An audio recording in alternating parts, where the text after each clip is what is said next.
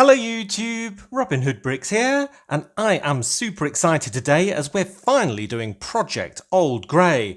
And Robin is in his spacesuit, so can you finally guess what we're building with all of these old grey wedge plates? Well, what if I said that it was made of cheese in real life? Yep, that's right, we're building the moon, my biggest facade ever. Wow, at 3,474 kilometers in diameter, the moon will certainly be the biggest object I've ever made in Lego. Well, I guess it won't be really fully to scale, but anyway, that's the wonder of Lego, isn't it? The real moon would have to be 445 million studs across. Yes, I did work it out. So that's a bit of a lot of pieces. And bearing in mind that I have to mount mine on the wall, or maybe the ceiling of the Lego room as well, maybe we should keep the design and its weight to a bit of a minimum. Anyway, I'm looking forward to doing Monday's video, or should I say Moon Day's video. So let's get started with, well, a bit of background really, because I had this idea ages ago, but only really ran with it when the new Lego room was being built and I'd have a load more real estate to fit it in. Well, a lot more wall real estate really. Essentially, it would be a big flat quarter moon segment with a few space scenes kind of stuck on it, high above the city, that would be visible and more importantly identifiable as the moon from a great distance. And I went through many different versions to get there. First of all, I had version 1, which essentially used a load of plates and wedge plates in old grey to make a huge segment of the moon, or huge as I thought at the time, mounted upside down and stuck to the ceiling of the Lego room. Enough space for a very small landing scene, but it already took a huge number of pieces to do, 37 studs wide, representing, well, 1 in 12 million of the real size of the moon. So yeah, I thought that was quite good, but then, well, maybe bigger, so nah to that. Let's move on to version 2, which still has just plates, because I thought, well, it's going to be quite hard to support a base plate in amongst plates and still have the integrity to sort of mount it on the wall. This one is 48 studs at its widest point, so 1 in 9 million of the moon, and would allow a lot more space for maybe bigger craft, moon crawler, or even adding set 40533, the Cosmic Cardboard Adventures, which I thought would be quite good fun with Ted's mini-mech and even maybe the Little Green Men having an adventure in parallel with the official Space Forces. But then I thought, nah, that looks a bit cramped, so I won't do that either, and I'll make it even bigger with version 3. Which has a base plate in it finally. The absolutely lovely crater one from the 1980s. Delicious! This is pretty much the reason why I did this whole project in the first place, because I thought I really need to get one of these fantastic base plates in my city somewhere.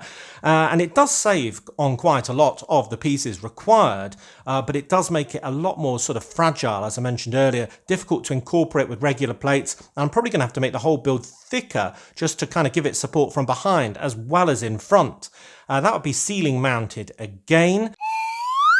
And be now 60 studs wide, which is only 1 in 7 million of the real size of the moon. So yeah, is that big enough? Love the crater, but nah, it's not big enough either, is it?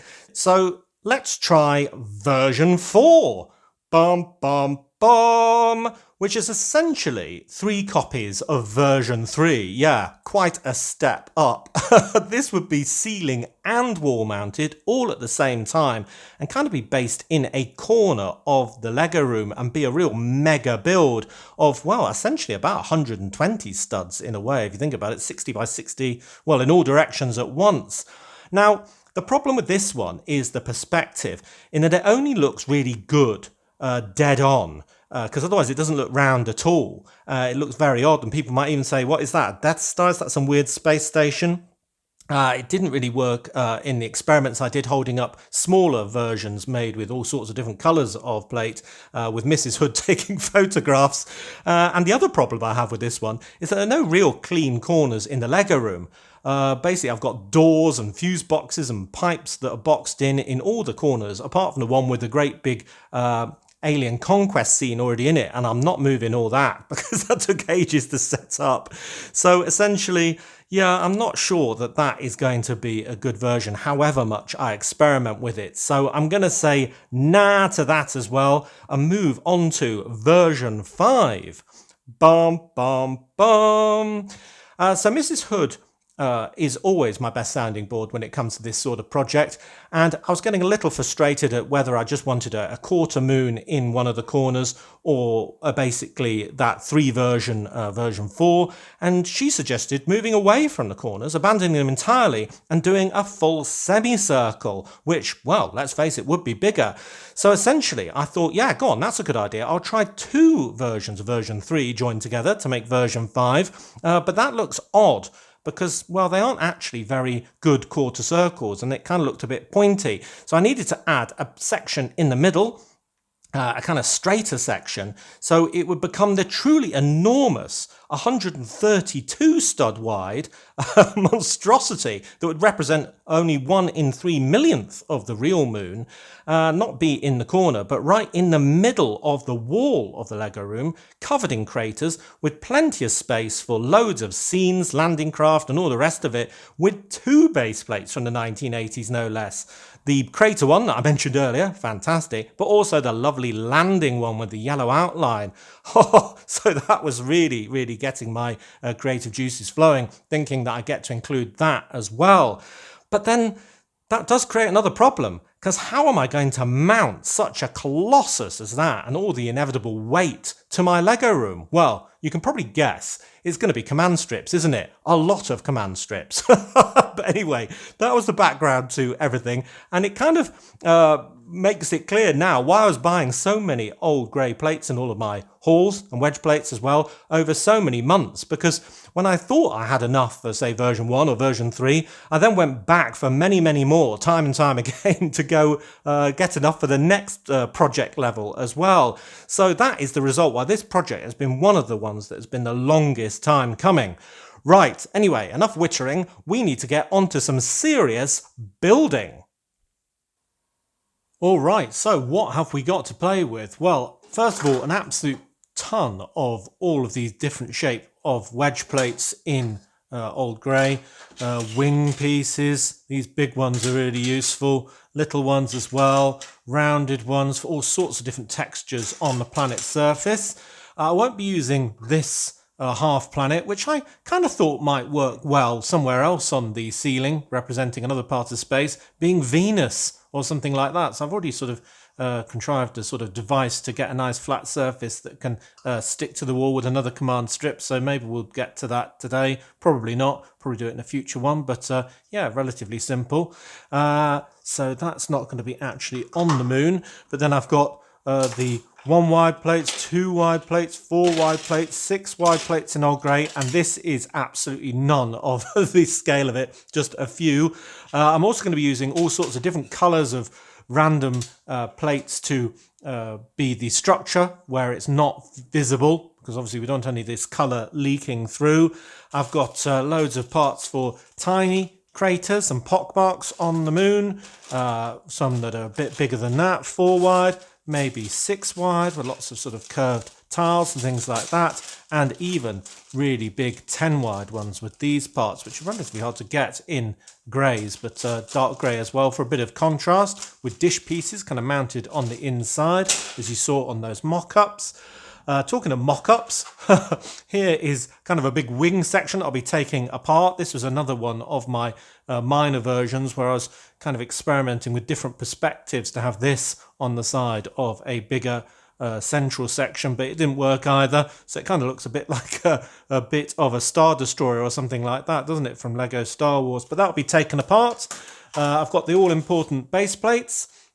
This one is incredibly faded. It's not very bright at all, but I figure that's fine because we're going to have kind of moon dust on the moon, so it wouldn't be clean for very long. So I think that'll look great. And then for landing on that, we've got this beast here, which I think would be rather good because he's kind of a Mars explorer. 60226, of course, well, you need a staging post on the moon before you can start going for Mars proper, so I figure this is what they're setting up there, and I've already embedded 2 magnets inside the beast, basically in a cavity. If I can get to it in here. Well, now it's kind of just stick through my fingers. It shows how powerful these things are. But one goes in the cavity in there, and then you kind of lock it in, and this hasn't got studs on the top just to give it the right amount of space. And then, well, yeah, it can magnetize through my hand or a base plate to keep it attached to the wall, because I'm going to have this hanging with, well, quite a bit of weight, with its sort of doors open and deployment going on and stuff like that, only attached to the landing pad. So we're going to have 1 magnet on the back and 1 magnet on the front, well, twice, and that should hold everything in place. Yeah, very strong indeed.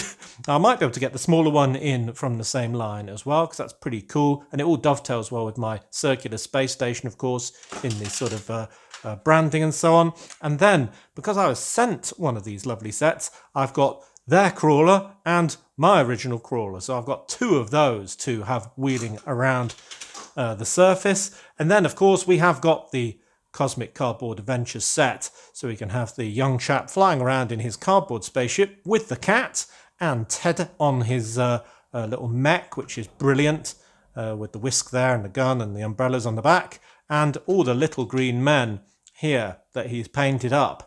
I could use the ones that came on the recent series minifigure line, but I think I'm going to use those in my Alien Cantina, another build that is long overdue. So, yeah, we've got an absolute mound of ingredients, and, well, I better get started, hadn't I, with some real sort of structural level that uses all of these and kind of encapsulates the base plates, because we're going to have some plates behind, some plates level, and then some plates on the top, kind of clamping it like my hand is now, because a plate resting underneath a base plate is exactly the same height as one attached to it pushed down. So when you've got that level with that, they are exactly the same height. So the next level can join the 2 together. So it isn't actually connected from underneath, but it is held very firmly. So that is what we're going to be doing. So let's get started. The next question is this desk going to be big enough? I doubt it. All right, so I'm surrounded by pieces, and this is what I've got so far. This is kind of one end, and we're working towards the central bottom section here. Obviously, I've got the cutout for the first of those base plates in here. It's going to rest on this sort of lip, this lip, and this lip at the back. And we've got 2 levels, well, started on 3 actually, but the first level is basically the outline of the outside edge. And also in that level are loads of multicolored plates. You can see them all here, absolutely everything, whatever was to hand and cheap, because they won't be visible later. Then we've got the main level in old grey next, with a few multicolored ones in where they're going to get covered up yet again, and they are kind of overlapping to give it all the strength, and they'll be level with the base plate itself. And then I've just started putting on a few of kind of level 3, which will be on top of the base plate, linking it into position, holding it firmly, and giving us some more of the sort of contouring and detail. So you'll see I'm kind of stepping back from the edge with each level to make it look more textured and kind of more spherical, very, very slightly, even though it's not going to be standing out that much. All different shapes and cracks and crevices already.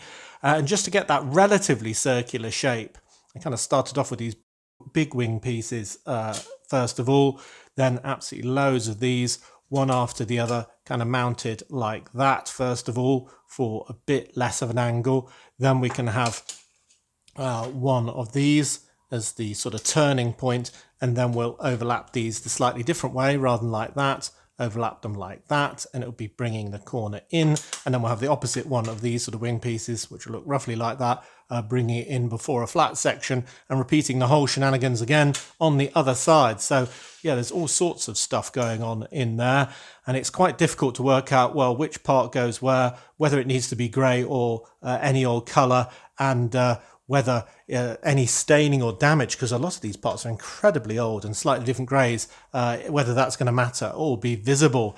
And here I've just started on my first kind of really big deep crater, because you really have to plan those, because they need a lot of depth, because they need to include these dish pieces 6 by 6 wide, and I found it a lot easier to get hold of ones with patterning on, but that won't be visible either, because that will be facing into the structure. And I've just got one of these 2 by 2 tiles with the hole in it, so when I want to put it in position, I can get the other 2 by 2 tile with the stud on it and kind of push it on like that, just to get the stud direction going the other way.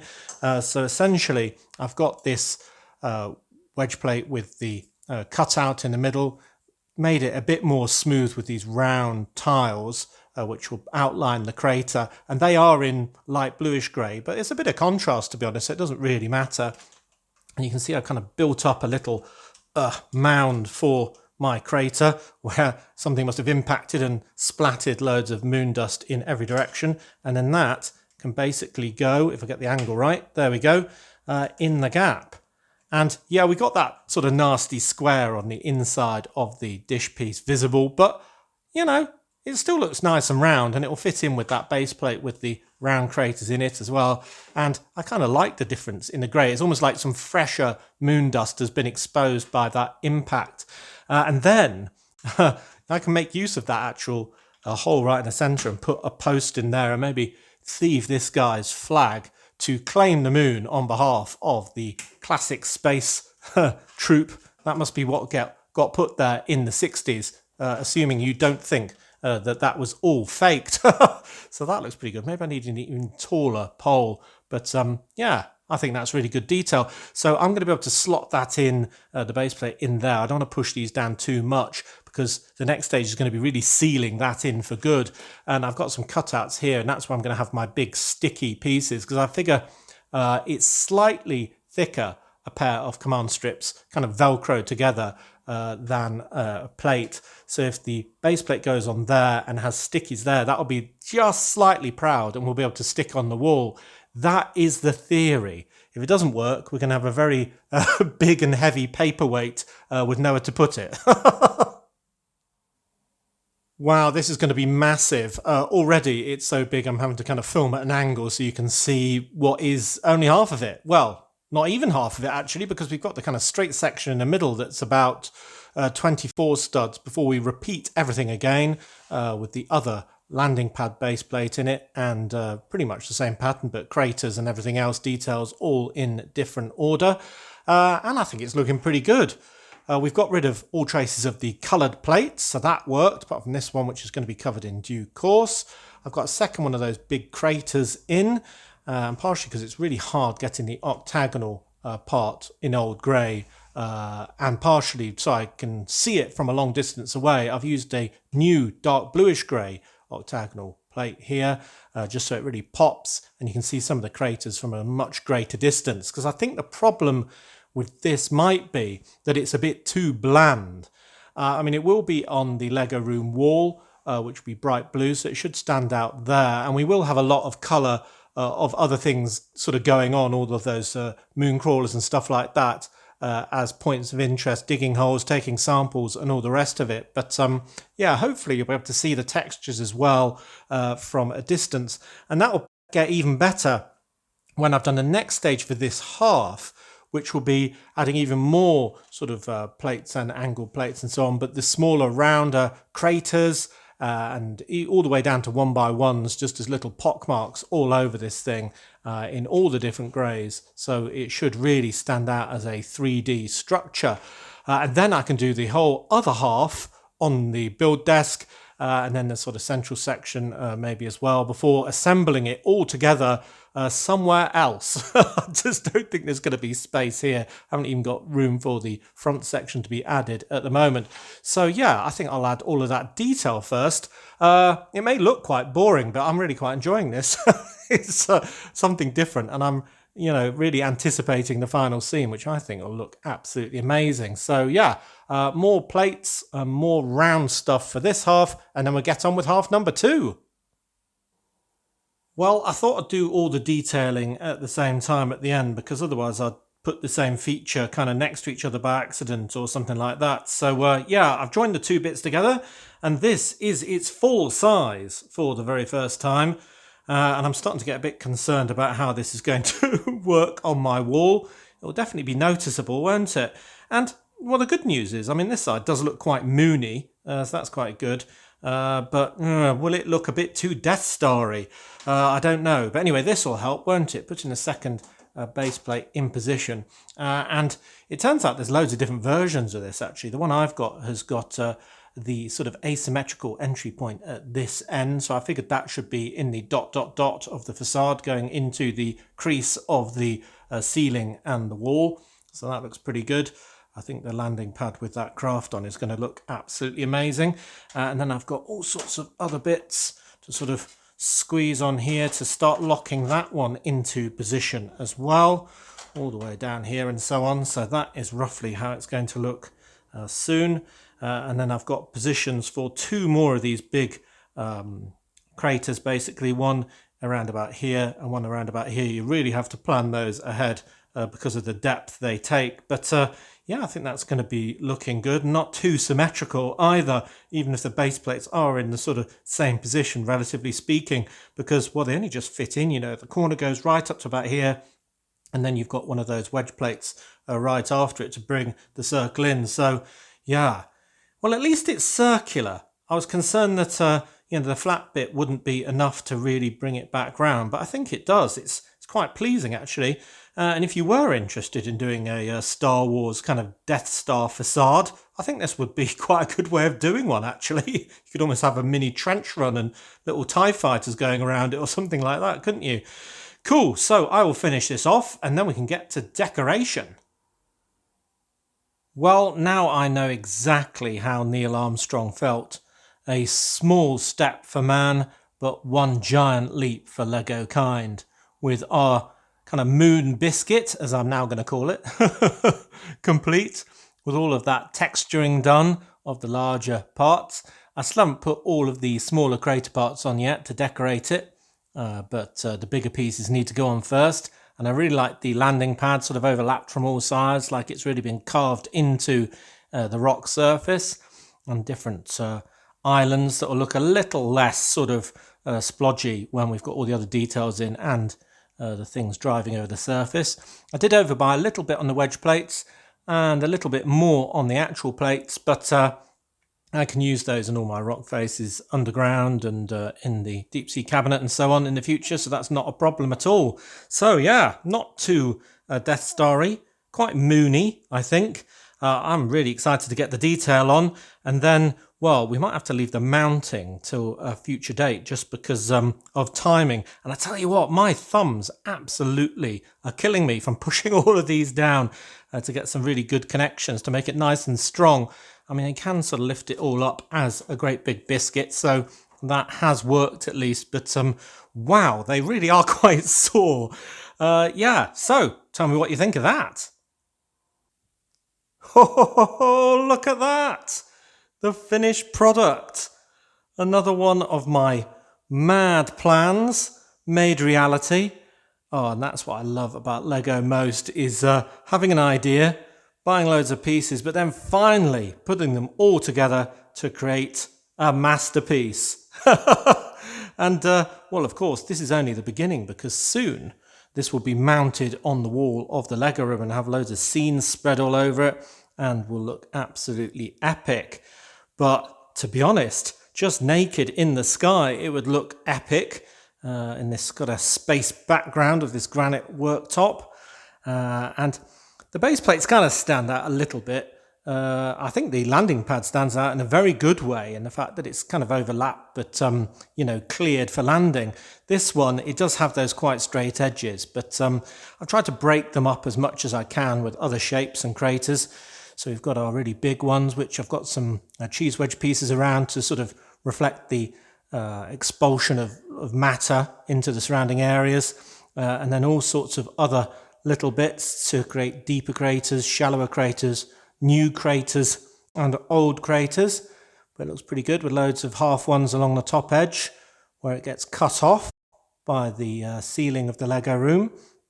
And yeah, I think it looks really good. All those greys kind of pop, the odd bit of dark grey as well. It looks pretty lunar if you ask me. Well, you'll have to let me know what you think. But this has been a long time coming and I was very excited about it, and it's just brilliant, isn't it? Absolutely massive. It took me 5 versions to get to this scale, and I'm really glad I did because, wow, it is impressive in its scale.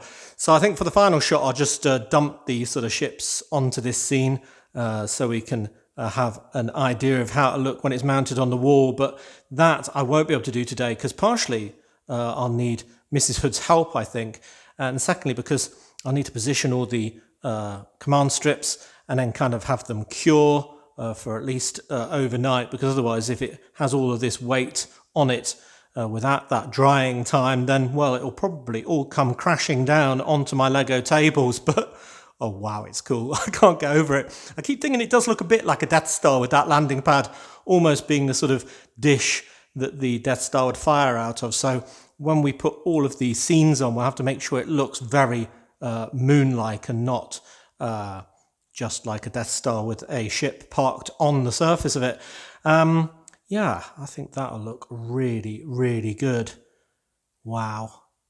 And I think it will annoy some people that I'm going to be putting minifigure scale builds on this, essentially. I mean, really, it should be tiny, tiny little micro figures like those little green men, sort of, really small, having made a tiny little base around here. And you could even use some of the micro sets that have been released recently. There was an Ideas one, wasn't there? And a Gift with Purchase, I think, which sort of a micro lunar command center, and another one with a little monorail. And I could do a whole sort of different scale build on here, but because I'm, well, Robin Hood bricks, and because I'm a bit silly, I'm going to have full minifigure scale people on here, sort of blowing the proportions out of the water. But anyway, yeah, I think that'll look really good. And if it doesn't, I can always do those micro builds instead and have the really sort of baby spacemen all over this surface instead, fighting the little green men for supremacy. But yeah, that looks absolutely great. Cool. I'm going to get those ships. Ho ho! Well, this is how it will look when it is mounted on the wall of the Lego room, albeit higher up and 90 degrees at an angle, so it looks much more gravity defying. And we'll have all of these exploration Mars space sets crawling around the surface, or landed on the landing pad, or probably raised on some clear bricks in the case of this one, just to make it look like it's more flying. But I like those. They look very good indeed, sort of tied together. And then as a contrast, our cardboard adventures with the space kid and his cat, and Ted with the mech, and the little green men who probably live in this deep crater here, or maybe that's just the entrance to their underground city, who knows. And it strikes me as well, you can get that size of micro figure spaceman as well that came with the Apollo set. So yeah, technically I could do a real micro build moon, but the thing is about doing it this silly way is that you'll be able to see it a lot further away, and I think that'll be a lot more fun, even though, a ship isn't about 1,000 kilometers from nose to tail. But you get the idea. I think it's a good facade, and definitely my biggest to date. So, as always, thank you very much for watching. It is appreciated. Do remember to like, comment and subscribe for more awesome builds. Do also remember to check out the links in the description below if you value this channel and want to give it your support. Next time on Robin Hood Bricks, we'll be doing a brick haul on Wednesday, and then we'll be back here for the Moon Part 2. next moon day, and we'll be mounting this on the wall. And yeah, I'm already a bit scared. I might try and do a head start and get some of those sticky bits already attached so you can really enjoy that. And then we can set the scene up properly, get all the magnets stuck in the right position so that will defy gravity. And I think it'll look rather smashing above Brick Nottingham. And then, well, we can get on with doing the things underneath this scene. So, yeah, looking really good. And I'm loving these little green men, actually. They're fantastic. So, until next time, see you. That is an awesome plan. Well executed.